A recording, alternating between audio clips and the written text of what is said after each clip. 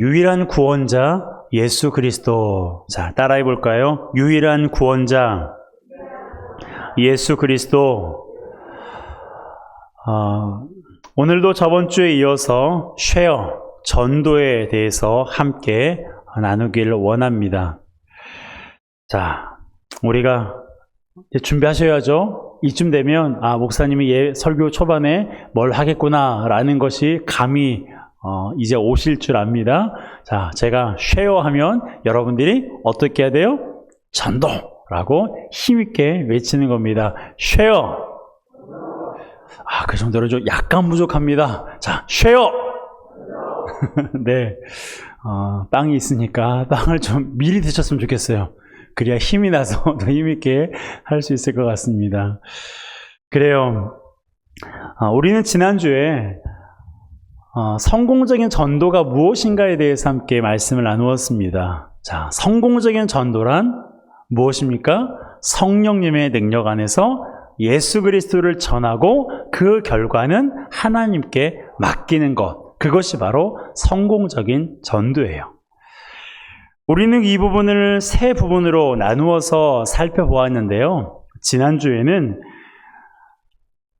전도는 성령님의 능력 안에서 이루어져야 된다라는 것을 나누었습니다. 전도는 말과 설득으로 되어지는 것이 아니에요. 성령의 능력 안에서 전도해야 열매가 맺어지는 것입니다. 여기에서 성령이란 예수의 영을 가리키는데요. 그러므로 성령의 능력은 곧 예수님의 능력을 말하는 것입니다. 예수님은 공생의 기간 동안 굉장히 많은 능력을 행하셨어요. 그의 제자였던 사도 요한은 예수님께서 행하신 일을 기록하면 이 세상에 그것을 다 기록할 만한 책이 없다라고 할 정도로 많았습니다. 예수님께서는 사람의 육체와 마음의 병을 고쳐주셨고 관계를 회복시켜 주셨으며 죽은 자를 살려주셨어요. 그리고 또 하나가 있죠. 바로 귀신을 쫓아내셨습니다. 지난주에 말씀을 나눈 것처럼 예수님은 귀신 들린 아이를 고쳐주셨어요.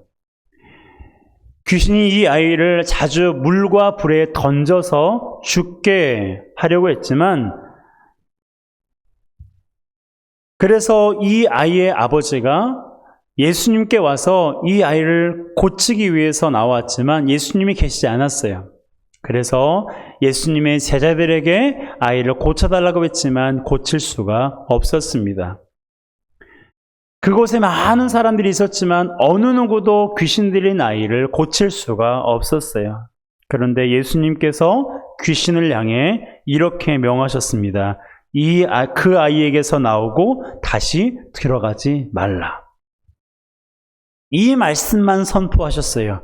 그 아이에게서 나오고 다시 들어가지 말라. 그러자 어떻게 되었어요? 귀신이 떠나갔습니다. 마지막까지 발악을 하며 떠나갔어요. 예수 그리스도를 믿는 자에게는 능히 하지 못할 일이 없다는 것을 분명하게 보여주신 것입니다. 그러기에 영혼을 구원하는 일도 예수 그리스도를 믿는 믿음으로 해야 가능한 거예요. 성령의 능력 안에서 전도할 때에 그 영혼을 구원할 수 있는 것입니다. 그 다음으로 우리가 전도할 때 명심해야 될 것은요, 성령님의 능력 안에서 따라할까요? 예수 그리스도를 전합니다. 성령의 능력 안에서 예수 그리스도를 전해야 돼요. 자, 그 이유가 오늘 본문에 기록이 되어 있습니다. 자, 오늘 본문을 다시 한번 읽겠습니다. 시작. 다른 이로서는 구원을 받을 수 없나니 천하 사람 중에 구원을 받을 만한 다른 이름을 우리에게 주신 일이 없음이라 하였더라. 아멘. 자, 우리가 성령님의 능력 안에서 예수 그리스도를 전하는 이유가 무엇입니까? 예수 그리스도만이 유일한 구원자이시기 때문에 그래요. 다른 이름으로는 구원을 받을 수가 없습니다. 하나님께서 구원을 받을 만한 다른 이름을 우리에게 주신 일이 없어요. 오직 예수 그리스도만이 우리의 유일한 구원자이십니다. 하지만 우리가 살고 있는 세상은요, 이 사실을 인정하지 않아요. 우리 시대는 절대 진리를 부정하는 상대주의가 만연되어 있습니다. 진리의 절대성을 부인하고 예수 그리스도만 유일한 구원자라고 사람들에게 말하면 남을 존중하지 않은 무례한 사람이라는 평가를 받는 것이 바로 지금 우리가 살고 있는 시대예요. 그런데요, 상대주의는 우리 시대만의 문제는 아닙니다. 베드로가 복음을 전하던 당시 로마 시대도 다양한 신들을 신봉하는 다신론의 시대였어요. 심지어는 살아있는 로마의 황제까지도 신으로 간주했습니다. 하지만 베드로는 서슴없이 예수 그리스도 한 분만이 구주라고 선포했어요. 예수 그리스도만이 유일한 구원자이심을 담대하게 외친 것입니다. 지금 베드로는 교회에서 설교하고 있는 중이 아니에요. 지금 베드로는 예수님에 대해서 호기심을 갖고 있는, 호감을 갖고 있는 사람들 가운데서 이 말을 선포하고 있는 것이 아닙니다. 그는 공회 앞에서 신문을 받고 있는 중이에요. 이 공회는 사내들인 공회인데요. 이것은 유대인의 최고 의결 기관으로 예수님을 십자가에 죽이기로 결정한 곳이기도 합니다. 심지어는 예수님을 신문했던 대제사장 안나스와 가야바도 지금 그곳에 있었어요. 그런 험악한 분위기임에도 불구하고 베드로는 눈 하나 깜짝하지 않았습니다. 머리를 숙이지도 않았어요. 그는 담대하게 외쳤습니다. 다른 이로서는 구원을 받을 수 없나니 천하 사람 중에 구원을 받을 만한 다른 이름을 우리에게 주신 일이 없다라고 말입니다. 여차하면 목숨이 날아갈 수도 있는 상황이었지만 베드로는 예수님만이 구원자이심을 담대하게 선포했어요. 여러분, 이 세상이 상대주의가 만연되어 있을지라도 우리는 믿음이 흔들려서는 안 돼요.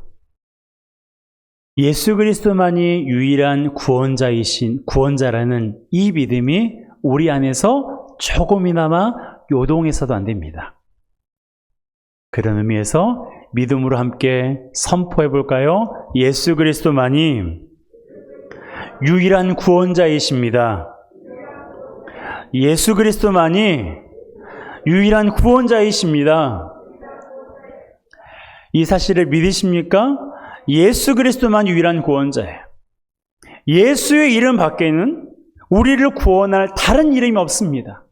세상에 수많은 종교가 있고 수많은 신들이 있다고 사람들은 말하지만 그 어떠한 것도 우리를 구원해 줄 수 있는 신이 없고 사람이 없어요. 오직 예수 그리스도 그 이름만이 우리를 구원하시는 유일한 분이십니다.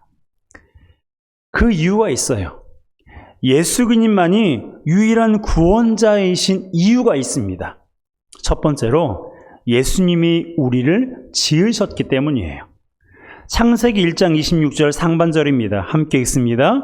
하나님이 이르시되 우리의 형상을 따라 우리의 모양대로 우리가 사람을 만들고. 이것은 삼위일체를 설명할 때 자주 사용되는 말씀인데요.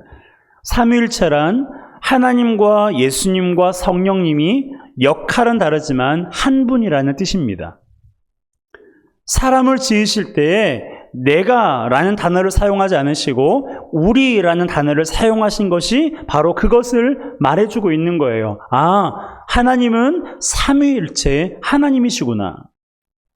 이로써 우리는 사람을 만드시는 분이 하나님이심과 동시에 예수님이라는 사실을 알아야 돼요.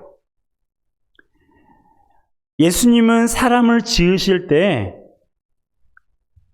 그곳에 함께 하셨고 또한 영원히 함께 하시기 위해서 사람을 지으셨습니다. 한 번 쓰고 버리려고 사람을 만드신 것이 아니고요. 본래 영원히 함께 하시기 위해서 사람이라는 존재를 영적인 존재로 창조하신 거예요. 그래서 죄 없는 존재로 첫사람 아담과 하와를 지으신 것입니다. 여러분, 이것이 바로 예수님이 유일한 구원자라는 사실을 말해주는 거예요. 왜냐하면 예수님이 사람을 지었으니 그분이 사람의 주인이기 때문입니다. 내가 만들었으면 누가 주인이에요? 내가 주인이에요. 내가 그림을 그렸으면 그 그림의 주인은 내 것입니다. 하나님께서 우리를 만드셨고 예수님께서 우리를 지으셨으니 우리는 예수님 거예요. 예수님이 우리의 주인인 것입니다. 이 세상에는 주인이 없는 것은 하나도 없어요. 길거리에 버려진 작은 휴지 조각 하나도 만든 사람이 있기 때문에 존재하고 있는 거예요. 사람도 마찬가지입니다. 누군가 만들었기 때문에 존재하는 거예요. 그분이 바로 하나님이시고 예수님이십니다. 그래서 우리는 이것을 머리로만 아는 것이 아니라 실질적으로 우리 삶 가운데서 항상 이것을 기억하고 있어야 돼요. 내 인생의 주인은 누구다? 예수님입니다.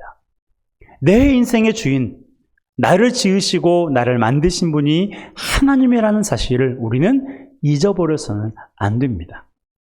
두 번째로, 예수님이 유일한 구원자이신 이유는요, 예수님이 우리를 위해서 죽으셨기 때문이에요. 제 아들 동건이가 만드는 것을 참 좋아합니다.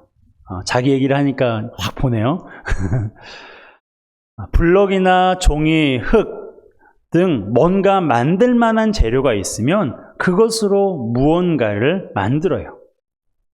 그걸 보고 있으면 신기하고 행복합니다. 아이디어가 기발할 때가 자주 있어요. 어떨 때는 저보다 더 잘 만드는 것 같아요. 물론 아빠의 관점입니다. 그런데 어떤 것들은 사소해 보이기도 해요. 아주 작은 종이 한 조각 등도 있거든요. 그래서 청소를 하거나 정리를 할 때 동건이가 맞는 것을 버리거나 치울 때도 있는데요. 그러면 벼락이 떨어져요. 제가 혼납니다. 왜 그걸 버렸냐고, 왜 그걸 치웠냐고. 저에겐 사소해 보이는 것이지만 동건이에게는 중요한 것이기 때문에 그러거든요. 그 이유가 뭘까요? 동건이가 정성들을 만들었기 때문에 그래요. 자기가 만들었기 때문에 그렇게 소중하게 여기는 것입니다. 당연한 거예요. 우리 주님도 마찬가지입니다. 사람을 창조하실 때 당신의 형상을 본을 따서 우리를 만드셨어요. 하나님의 형상을 따라서 우리를 만드셨으니 그 존재가 최상 중에 최상이지 않겠습니까? 이루 말할 수 없는 사랑과 애정으로 저와 여러분을 만드셨어요. 그런데 그렇게 소중하게 창조한 사람들이 죄를 지은 거예요. 얼마나 마음이 아프셨겠습니까? 그 순간 모든 것이 무너진 거예요. 죄로 인해 하나님과의 관계가 깨어졌고 영원한 생명도 잃어버렸습니다. 그로 인해 사람은 징계를 받게 되고 고통 가운데 지내게 되었어요. 하지만 누구보다도 더 고통스럽고 괴로우신 분이 누구실까요? 아담일까요? 하와일까요? 아니면 하나님일까요? 에덴 동산에서 쫓겨났으니까 아담이겠죠 라고 말할 수 있지만 여러분, 하나님보다 더 고통스럽고 하나님보다 더 괴로운 분이 어디 있겠습니까? 사람을 지으신 분이 하나님이세요. 세상을 완벽하게 창조하신 분이 하나님이십니다. 내가 만드는 것을 내가 부수면 사실 그것도 마음 아픈 일이지만 내가 만든 것을 다른 사람이 망가뜨리거나 부수면요, 너무나 속상한 거예요. 그렇기 때문에 하나님께서 그 누구보다 괴롭고 고통스러우셨어요. 그런데요, 놀라운 것은 예수님께서는 모든 것이 무너진 상황에서도 사람을 포기하지 않으신 거예요. 여러분, 왜 예수님께서 사람을 포기하지 않으셨을까요? 사람을 지으신 분이 예수님이기 때문에 그런 거예요. 예수님이 포기해버리면 진짜 끝나는 거예요. 그런데 최상으로 지어놓은 것도 망가뜨렸고, 최상으로 만들어 놓은 것도 사람이 다 무너뜨렸지만, 그럼에도 불구하고 우리 예수님께서는 우리를 포기하지 않으신 거예요. 그래서 오랜 시간에 걸쳐서 무너진 것들을 회복하시다가 마침내 온전히 회복하셨습니다. 그것을 위해 사신 일이 바로 인간의 모습으로 이 땅에 오셔서 십자가에 달려 죽으신 거예요. 자, 요한복음 19장 30절입니다. 함께 읽습니다. 예수께서 신포도주를 받으신 후에 이르시되 다 이루었다 하시고 머리를 숙이니 영혼이 떠나가시니라.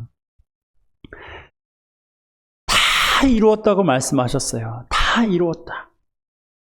바로 당신의 죽음으로 사람을 죄에서 구원하는 일을 성취했다라는 뜻이에요. 여러분, 예수님은 당신이 만든 사람이 죄로 인해 망가지고 무너졌지만 포기하지 않으셨어요. 당신이 만드셨기 때문에 당신이 직접 나서서 회복시키신 거예요. 그분의 희생 제물이 되는 것밖에는 사람을 구할 길이 없으니까. 십자가에 달려 죽는 것만이 사람을 죄에서 구원할 수 있는 유일한 길이기 때문에 우리 예수님께서 십자가에서 달려 죽으신 것입니다. 이것이 바로 예수님이 유일한 구원자라는 증거예요. 그분이 우리를 지으셨고 그분이 우리를 위해서 십자가에 죽으셨습니다.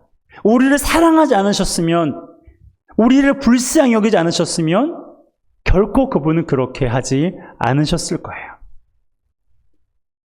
2000년의 일이지만 오늘날 여전히 우리 주님은 저와 여러분들을 사랑하십니다. 그 누구보다 우리를 아끼시고 그 누구보다 우리에게 애정이 많으신 분이세요.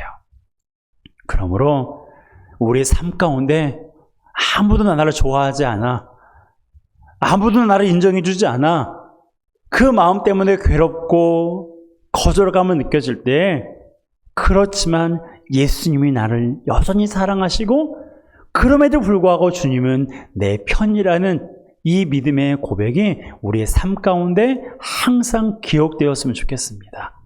여러분, 우리 주님 여러분들을 사랑하십니다. 우리 주님께서 그 누구보다 우리에 대해서 깊은 애정을 가지고 계십니다. 그 사랑의 힘으로 세상에서 어렵고 괴로운 일을 만나도 그 일로 인해서 낙심하지 말고 나를 사랑하시는 주님으로 인해서 승리하는 저와 여러분 되시기를 주님의 이름으로 축복합니다. 예수님이 유일한 구원자이신 마지막 이유는요, 예수님이 부활하셨기 때문입니다. 인류의 역사를 보면 죽었다가 살아난 사람들이 있습니다.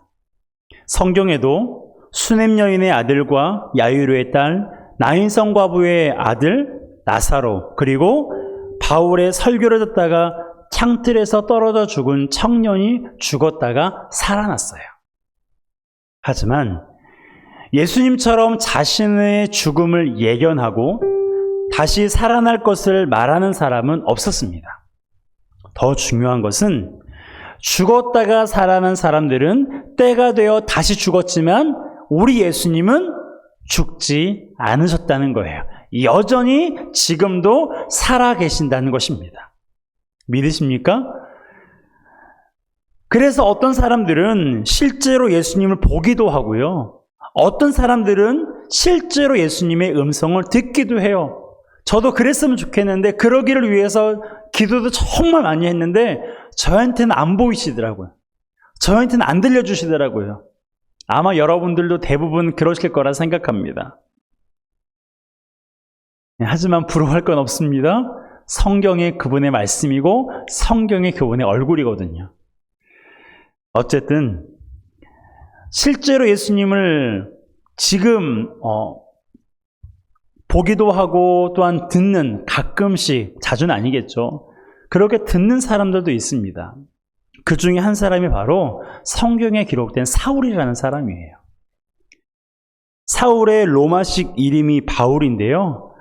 이 사람은 신약 성경 27권 중에 13권이나 기록한 사람이지만 그가 예수님을 믿기 전에는 예수 믿는 사람을 핍박하는 사람이었어요. 하루는 그가 다윗에게 예수 믿는 사람이 있다는 정보를 듣고 그들을 잡으려고 그곳에 갔다가 거의 도착할 즈음에 하늘로부터 임하는 강한 빛으로 인해서 땅에 쓰러졌어요. 그리고 나서 하늘로부터 한 음성이 들렸습니다. 사도행전 9장 4절 5절입니다. 함께 읽습니다. 땅이 엎드러져 들음에 소리가 있어 이르시되 사울아 사울아 네가 어찌하여 나를 박해하느냐 하시거늘 대답하되 주여 누구시니까 이르시되 나는 네가 박해하는 예수라. 아멘. 이때 말씀하신 예수님은 베드로가 3년 동안 함께 지냈던 그 예수님이 아니었어요. 육체로 계신 예수님이 아니라 영으로 계신 예수님께서 지금 사울에게 말씀하고 계시는 거예요. 바울이 들을 수 있도록 분명하게 말씀하셨습니다. 그리고 바울은 그 음성을 들은 후부터 핍박자가 아닌 전도자로 일평생 주를 위해 살게 되었어요.